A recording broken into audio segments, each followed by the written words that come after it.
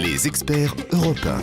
Elena et les experts européens vous conseillent pour savoir comment optimiser les petits espaces. Votre logement est trop petit, trop chargé et vous vous y sentez trop à l'étroit. Appelez-nous 3921 et posez aussi vos questions sur europe1.fr. Mais voilà David, bonjour David. Bonjour Elena, bonjour Julia, bonjour les Bonjour experts. David. Bonjour. Bonjour. Alors pour vous, le rangement est une question centrale dans votre vie et vous y avez consacré d'ailleurs une recherche universitaire, David Abiker.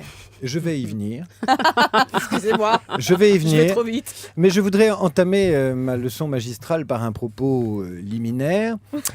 Oui, le rangement est central dans l'existence, puisqu'en rangeant, on met en ordre ses affaires, mais également sa vie, sa vie psychologique, son esprit et peut-être même son âme. Souvenez-vous, quand vous naissez, on vous range dans un coin, dans votre couffin. Quand vous grandissez, on vous dit range ta chambre. Quand vous vivez en couple, on vous dit range tes chaussettes. Et quand vous trépassez, on vous range dans une boîte. Ça veut dire que le rangement, c'est beaucoup plus profond, beaucoup plus psychologique que de monter une étagère Ikea ou de pratiquer le joint fin, comme je viens de l'entendre. Aussi, et pour cette même raison, je publiais en 1979 un traité de rangement intitulé « Les grandes questions psychologiques de l'organisation spatiale domestique ». J'y posais, non pas des étagères, mais 3 questions centrales qui sont depuis restées sans réponse, mais aussi restées dans les annales. Première question, pourquoi les noms de marchands de meubles de rangement se terminent-ils tous par la lettre A ? Logica, Ikea, Conforama, Roche et Beaubois, qui termine par un S, mais ça fait A quand même. Ça fait quoi? Je vous le demande, Elena. Ah oui, Elena aussi. Vous ne savez pas, eh bien moi non plus.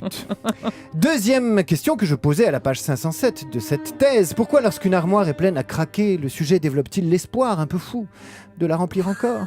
C'est vrai. Pourquoi forcer la fermeture d'un placard lorsqu'on dit « Mon Dieu, mais ce placard est plein à craquer !» Ne me demandez pas pourquoi, Elena, je ne sais pas. Pourquoi on range ? Voilà la question. On ne sait pas vraiment pourquoi on range. On ne sait pas.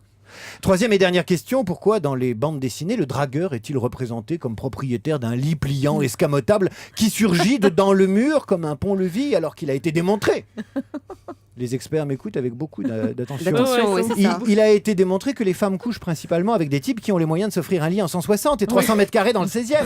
Là encore, pas de réponse, si ce n'est qu'il vaut mieux coucher avec une femme dans un lit en 160 que de s'astiquer tout seul, appuyé sur une commode à tiroir. Ah, c'est élégant ça.